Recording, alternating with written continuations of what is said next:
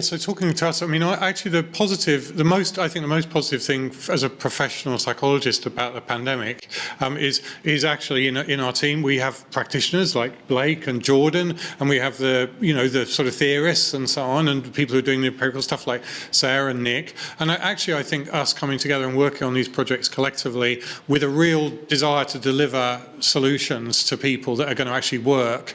I think prior to the pandemic, we always had that kind of aspiration, but I think it's given an urgency to that endeavour. And I think actually, us working collectively with the brilliant students that we have here at UQ, I think has been, I would have to say, in my academic career, that's been far and away my most positive experience. I think we meet every Wednesday, we meet tomorrow morning, we have a couple of hours. That's the highlight of the week. I think it's a real crucible for knowledge sharing and identity development. But I think it's got a real energy to it, because it isn't just theory. It's about, there's a real need for those things, and circling back and looking at how it's going. So I think it's a real opportunity for us to close the loop. I think in all academia, there's always the risk that you end up on a desert island just talking about your stuff to your few mates with your journal articles that are read by 5, 6 people if you're lucky. And now you're in a space where actually there's a big appetite for that, but also you're working with great practitioners who are actually doing really, really fantastic sort of translational work. So and I think that's actually about us maturing as a profession too, so that we join the dots across the professional, theoretical, practitioner kind of divides, which were always kind of a bit daft, and they worked against us as a profession because it meant that we couldn't capitalise on our collective strength, and everything was corralled and quarantined. So I think we're coming out of that with a fresh kind of energy and actually a real capacity to deliver on that. And I think that's true in the university actually as a whole. I know Debbie, the Vice Chancellor, is absolutely critical for that. This isn't the University of Queensland, it's the University for Queensland, and we have to get our heads around the fact that as an institution we have to deliver solutions for people, and unless we're able to do that, we won't have a social license as an institution. But I think that's true for all organisations too. Unless you're delivering those things for your clients, for your customer base, for your stakeholders of different forms, unless you're making all the identities align and work together, you're going to fall behind, because we're moving into a different place. The other bit there too, and this comes out I think from this great, the big quit kind of great resignation thing, is one thing we know about pandemics throughout history is that they have always fundamentally restructured the labour market and the nature of labour. The Great Plague was the end of feudalism. I think that the flu pandemic of 1919 was the end of the servile class. I think this pandemic will fundamentally restructure workplace relations. It will change the data upon which organisational psychology is operating in fundamental ways. I have absolutely no doubt about that. And I actually think it will be for the better. I think some of the more egregious excesses, I think of the toxic aspects of corporate life in Australia, I think are being exposed. And I don't think younger people, Generation X people, are going to put up with that. I don't think they want more accountability from their leaders. They want better examples from leadership, people in leadership, in politics, in organisations, in business. And unless you provide that as a leader, you won't have the followership, I hope.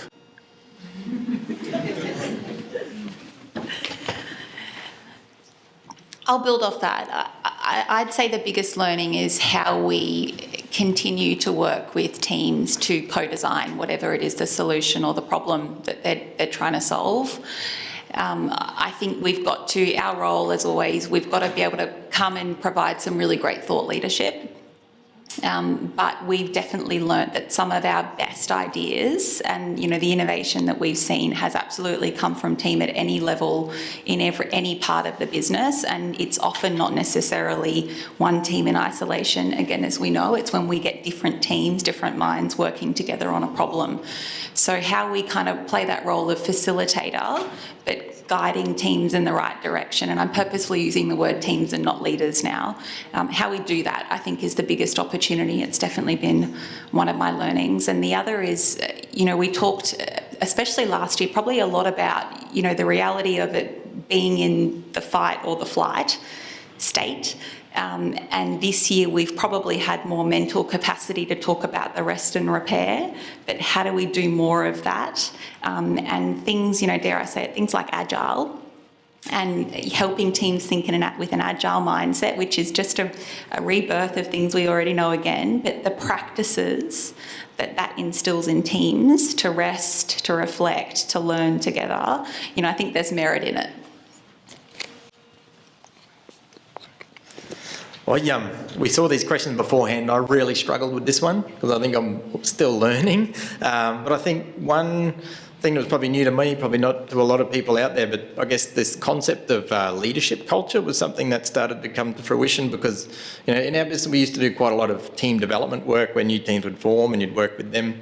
With COVID you hit these issues around virtual and budgets going down, and then there's sort of sense that there's this segment of the workforce around your middle to senior leaders really getting stuck in the middle, who have worked really hard to get where they were in their career and become extremely frustrated because their influence is declining and they're getting stuck in the middle from executive sort of directives coming down, you know, and the issues that their team leaders can't sort out. So where we saw the practical example was that the leadership culture program was very much, I guess for me it was courageous because it wasn't speaking to a particular financial return or HR outcome, but it was the leadership team, and this would be at the executive level, to kind of find a way to sort of step out of the crises that they live in every day. Because when they do come together as an executive team, they usually fight for their own function and they really defend what mistakes they might have made and really walk out of the meeting, you know, and it's really about finding the common enemy, which is anybody but us. But a process of vulnerability, you know, using a tool, you know, whichever one you like, you know, whether it's a MBTI or a TMS or, you know, shoot me if you are, but anything that helps people who aren't psychologists become vulnerable, understand each other in a way that, whether it's a values level or whatever that might be, to then actually build a stronger relationship where we see each other as a human, you know, because I think the humanness can get forgotten, you know, when we are under threat. And so then that sort of, this concept of culture, like I've sort of been working in the space for 20 years and I find it hard to articulate what culture is. But every leader out there gets it when it's done shithouse. You know, they know the impact of a toxic culture and they want to repair it, but they've got no idea how. And it's this sort of sense that how can I repair it? But it's the us thing. Where how do we collectively at the top of the tree start to set the tone about what culture actually is? And culture, if you don't just replace it with behaviour, you know, we talk, so it's this really waffly, you know, uncomfortable, difficult conversation that is trying to articulate for us as a business with these outcomes that we must achieve, what are the behaviours that must constitute our culture and hold each other to account on no matter what. And then when we start to live it, what that started to set up through COVID, because we started this a little bit sort of before COVID, you know, teams were spending perhaps a day, these day off sites, but then didn't have the time for it. But it was then moved into more of a half-day virtual connection point. Never as good, you know, because of the human connection that lacks online. But what we started to find was this sort of, the teams were getting better at difficult conversations virtually because they weren't seeing the feedback. If the CEO was cringing, so your more introverted styles would actually start to have more free rein in expressing their views and opinions, and it does take that sort of movement from each executive member to, I guess, listen to what they had to say and then form an agreement so that when we did meet together, you know, face to face again, the sort of conversations that they were having were conversations they couldn't have 6 or 12 months earlier. And it was, you know, the kind of differences in terms of that sense of, oh, when so-and-so comes to me complaining about what you're doing in finance, I know what you're doing, I know, and instead of joining in, you know, in the battle, they're actually more sort of stepping into, well, let's talk about that, and they're starting to look, you know, and role model the culture. So I think in terms of that sort of practical method or process, there's a book called The Advantage by Lencioni, which I think does a really good job translating a lot of what we try to achieve through leadership culture in a way that is quite consumable. And the other lesson, would be in the consulting space. I'll be honest and say it was a tough year for our team last year. And I think in terms of, the lesson has always been there, and it was we've got to share this information. Collaboration is key. We hear that sort of your network is everything, but is that sort of like when you're really struggling? It is not just your family members and your partners, but it's your professional community. That will kind of look to help. So I think there's that more than ever, that ability to collaborate with like professionals as opposed to compete is really key, because I guess in our space we're seeing really good practitioners move into a space of wanting more flexibility, perhaps working more independently.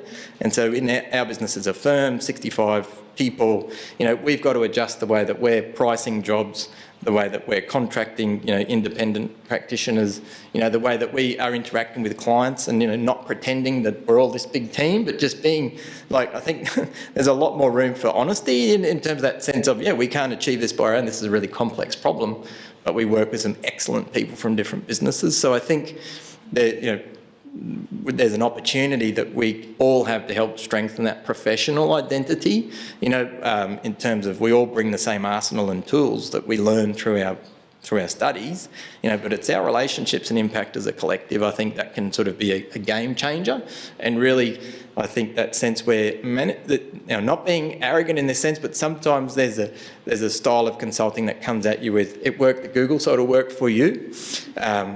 And it doesn't always work, whereas sometimes the more front-end expensive way is we've got to do some upfront research and understand and diagnose and then co-design, and it will work better. And I think it's cheaper. It's this sort of bias of, well, I'll spend less if you tell me what I should do straight away. That's quite attractive, to clients in the market. But then when they get burned, it makes them twice shy. So I think there's that level of, this is a levelling, I think, in the industry where we can stand strong on that practitioner scientist model, where we kind of go, it's safe to say I don't know yet, but I've got a process to help work with you understand an option. I should shut up. Just two things quickly. One, I think one of the biggest learnings for me has been, I think all of us have always, when we were org psychs, seen work and workplaces as being so fundamental to every aspect of human flourishing, well-being and all those kinds of things. But I think we're living in a time now where everyone is suddenly having the lived experience about how important it is, because so many of the important aspects have been taken away from them. So all of those little incidental benefits that come to us from meaningful work, connections with people, that we all know. And so I think that's been one of the biggest learnings for me, observing people